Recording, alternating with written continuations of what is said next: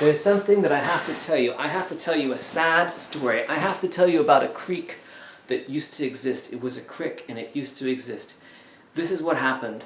The elementary school was only so big at one time. It was a moderately sized school. It knew its place. It knew that another elementary school could help out in another town across the way.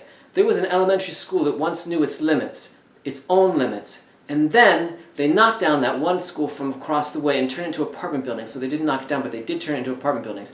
And I don't know what they did with the bleachers they pulled out. They probably threw them away. It's sorry, that's a separate tragedy. The tragedy I'm talking about is when the one school got so big that it covered up the creek. It covered up the creek. It covered up the beautiful creek, and there was a bridge over the creek, and there was no longer a need for the bridge because the school went right over it, and then the water just came underneath the school in a tube, in a metal tube.